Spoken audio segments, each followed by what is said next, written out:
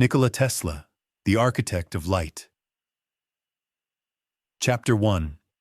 The Spark of Discovery. Light. It was always about the light.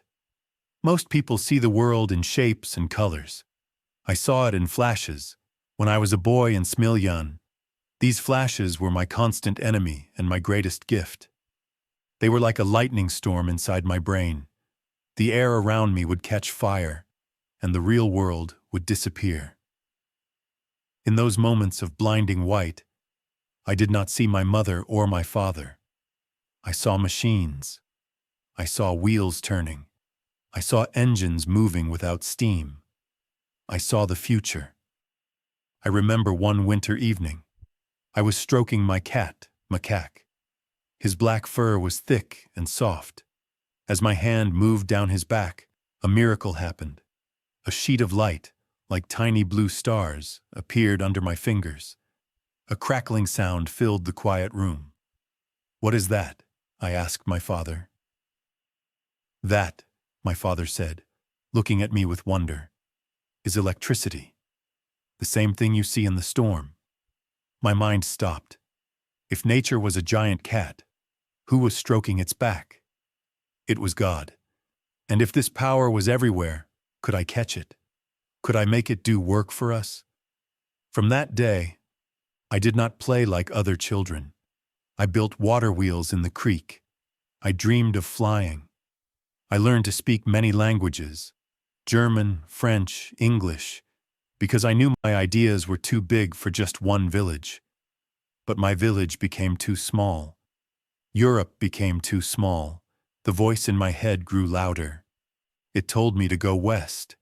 It told me to go to America. The journey was hard. I lost my ticket. I lost my luggage. When I finally stepped off the ship in New York City in 1884, I looked like a beggar. I touched my pocket. I had exactly 4 cents. I also had a book of poetry and a letter of recommendation. New York was not beautiful. It was loud, dirty, and chaotic. People shouted. Horses pulled heavy carts through mud. But I did not feel fear. I looked up at the wires that crossed the sky like messy spider webs.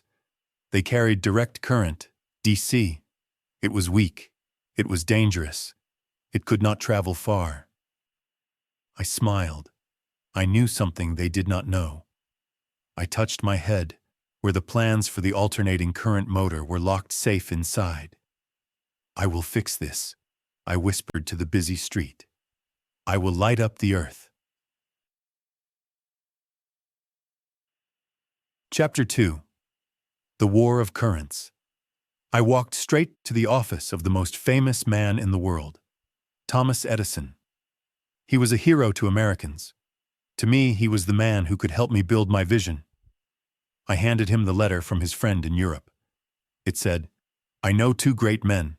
One is you, the other is this young man." Edison looked at me. His clothes were messy, and his hands were covered in oil. He did not look like a genius scientist. He looked like a tired mechanic. "So," he grumbled, "you think you can improve my generators?" "I don't think, Mr. Edison," I said. "I know. Your direct current is inefficient. It flows like a river that dries up after 1 mile. You need power stations on every corner. It is ugly and expensive. My system, alternating current, can travel for hundreds of miles. It can power factories and homes at the same time." Edison laughed. It was a cold sound. "You are a poet, Tesla, not a businessman. But if you can fix my DC generators, I will give you $50,000. $50,000. It was a fortune. It was enough to build my own laboratory. For months I worked like a slave. I slept only 4 hours a night. I redesigned his machines. I made them perfect. When I finished, I went to his office to collect my reward. Edison looked at me with a small smile. He was peeling an apple. "The money?" he asked. "Oh, Tesla, you do not understand our American humor." I stood frozen. The room felt very small. He was not going to pay me.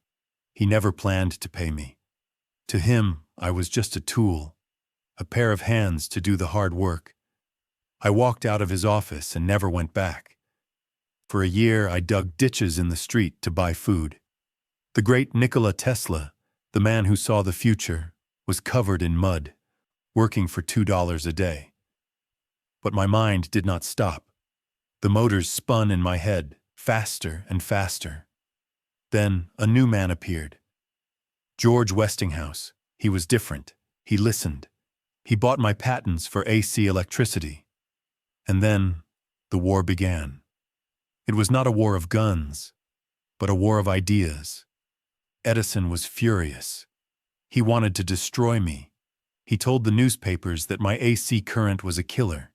He paid children to bring him cats and dogs, and he used my electricity to kill them in public. He wanted people to be afraid. He wanted them to think my light was death. He is fighting dirty, Westinghouse said, looking worried. People are scared, Nikola. Let them be scared, I said. Truth is like a lion. You do not have to defend it. Let it loose and it will defend itself. Our chance to prove the truth came in 1893, the Chicago World's Fair.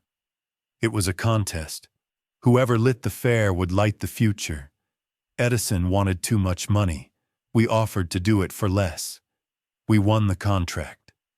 The night of the opening ceremony, my heart hammered against my ribs. 100,000 people stood in the dark. They were waiting. In the center of the fair stood the Great Hall of Electricity. I stood by the switch. I wore my best suit. I was not the boy with 4 cents anymore. I was the architect of light. Now, I said. I pulled the switch. Instantly, the night turned into day. 200,000 light bulbs exploded with brilliance. It was not the yellow, weak light of gas lamps. It was pure, white, electric glory. The crowd gasped. Then they cheered. The sound was louder than any thunder I heard in Smiljan. I walked among the crowd. I saw their faces glowing in the soft illumination. They were not afraid. They were amazed. Edison had money. He had fame. He had power. But that night, as the city of light shone against the dark sky, I knew the truth.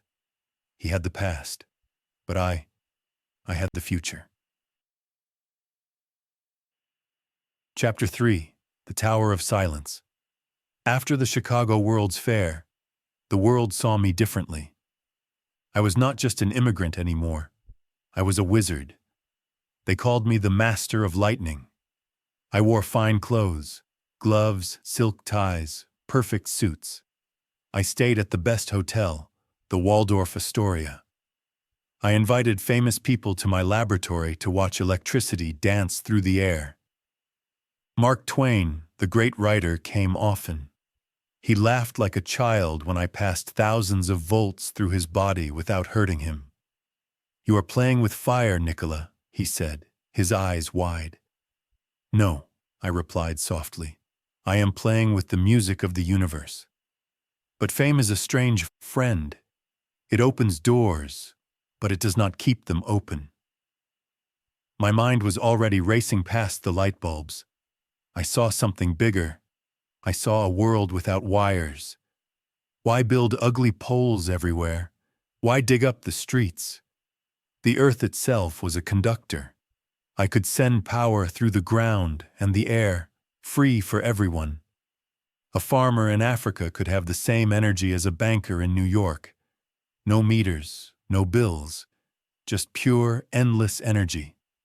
I found a quiet place on Long Island called Wardenclyffe. There I began to build my masterpiece. It was a tower, 187 feet tall, shaped like a giant mushroom. It was beautiful and strange. Beneath it, I dug deep tunnels into the earth to grip the planet itself. "This will be the greatest invention of all time," I told my new financier, J.P. Morgan. He was a rich man, a man of power. He gave me $150,000 to begin. "What will it do?" Morgan asked, chewing on his cigar. He did not care about science. He cared about profit. It will send messages, I lied. Pictures, stock prices, news across the ocean. Instantly. I did not tell him about the free power. I knew men like Morgan. If they could not put a meter on it, they would not want it. The tower rose high into the sky. Neighbors complained about strange noises and blue sparks at night. I worked feverishly. My money disappeared quickly. The steel was expensive. The labor was expensive. I asked Morgan for more. "Mr. Tesla," Morgan wrote back, "we have a problem." Then it happened. An Italian man named Marconi sent a simple signal, the letter S, across the Atlantic Ocean. The newspapers went wild. Marconi was a hero. "He used my patents," I shouted to my empty laboratory. "He used 17 of my inventions to do it." But nobody listened. Morgan stopped sending checks. He realized that if I succeeded, his copper wire business would be worthless. He realized that free energy meant no money for him. "You are a dreamer, Tesla," the bankers said, "but dreams do not pay the rent." I stood at the base of my tower in the rain. It was unfinished. The great steel cup on top was cold and silent. The workers left because I could not pay them. The machinery was sold for scrap metal. They dynamited my tower. I watched it fall. It did not scream. It just groaned and collapsed into a pile of twisted metal. It looked like the skeleton of a dead giant. My heart broke that day. The world was not ready for me. I was a man who brought fire to the people, and they punished me for it. I had given them the 20th century, but they wanted to own it. And I just wanted to give it away. Chapter 4. Room 3327 years turned into decades. The world changed fast. My alternating current was everywhere now. It ran the factories, lit the streets, and powered the radios in every home. But nobody remembered who gave it to them. I moved from hotel to hotel, always leaving when I could not pay the bill. Finally, I settled in the New Yorker Hotel, room 3327. It was small, but it was high up. I could see the city I helped build. I am an old man now. My hair is white, and my back is bent. The flashes of light still come, but they are weaker now. The visions of machines are fading. People think I am crazy. They see me walking to the park every day to feed the pigeons. "Look," they whisper, "that's the mad scientist. He talks to birds." They do not understand. Humans are cruel. They lie. They cheat. They steal ideas and crush dreams for money. But pigeons are loyal. They are simple and pure.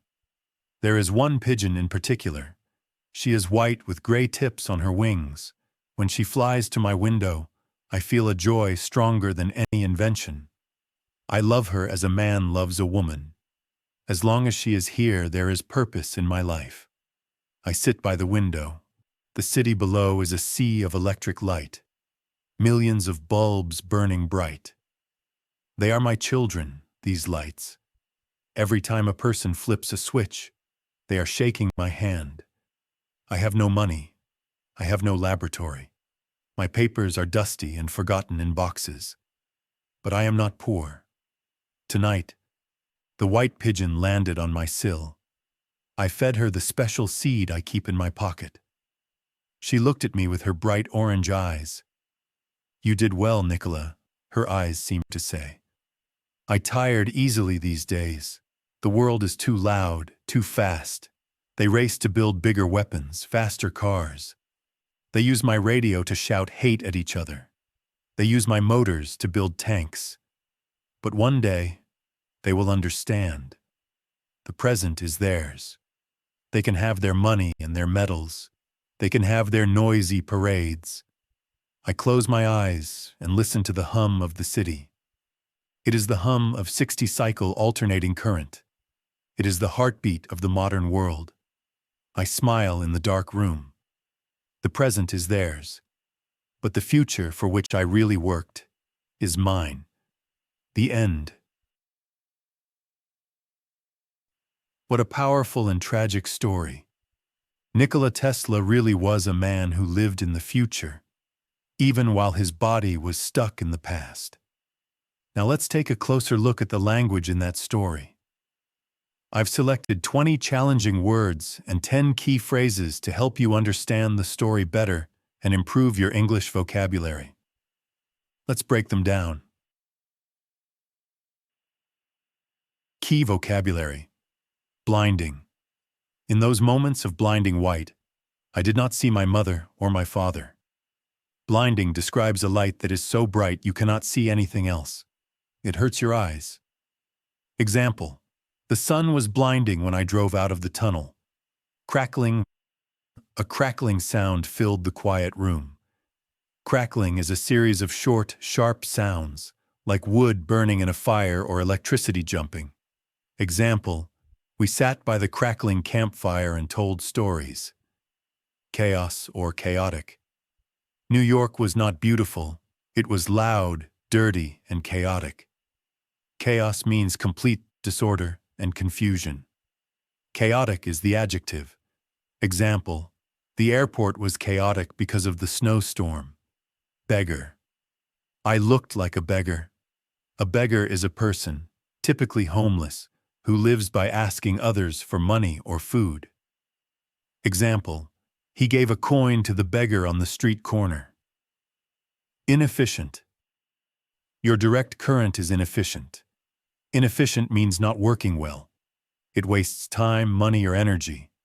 Example. Old cars are often inefficient and use too much gas. Generator. You think you can improve my generators? A generator is a machine that converts mechanical energy into electricity. Example. When the power went out, the hospital turned on its emergency generator. Fortune. It was a fortune. A fortune is a very large amount of money. Example. She spent a small fortune on her wedding dress. Patent. He bought my patents for AC electricity. A patent is a legal document that gives an inventor the official right to be the only person to make or sell their invention. Example. Apple has many patents for its iPhone technology. Furious. Edison was furious. Furious means extremely angry. Example. My mom was furious when I broke her favorite vase. Defend. Truth is like a lion. You do not have to defend it. To defend means to protect someone or something from attack. Example. The lawyer tried to defend his client in court. Gasp. The crowd gasped. To gasp is to take a quick, short breath because you are surprised, shocked, or in pain. Example. She gasped when she saw the beautiful diamond ring. Illumination. I saw their faces glowing in the soft illumination. Illumination is a formal word for lighting or light. Example. The streetlights provided enough illumination for us to walk home safely. Wizard. I was not just an immigrant anymore. I was a wizard. A wizard is a man who has magical powers, often in stories. Tesla uses it to mean he could do things that seemed like magic. Example. Harry Potter is a famous young wizard. Conductor. The Earth itself was a conductor. In physics, a conductor is a material that allows electricity or heat to flow through it easily. Example. Copper is a very good conductor of electricity. Masterpiece. There I began to build my masterpiece. A masterpiece is the best piece of work by an artist or creator. Example. The Mona Lisa is Leonardo da Vinci's masterpiece. Feverishly. I worked feverishly. To do something feverishly means to do it with intense emotion, energy, or speed, often because you are worried or excited. Example. The students wrote feverishly to finish the exam before the bell rang. Scrap. The machinery was sold for scrap metal. Scrap refers to old or discarded material, especially metal, that can be recycled. Example: we sold our old car for scrap. Collapse. It just groaned and collapsed into a pile. To collapse means to fall down suddenly because of weakness or damage. Example: the old building collapsed during the earthquake. Sill. Tonight, the white pigeon landed on my sill. A sill, or windowsill, is the flat shelf at the bottom of a window.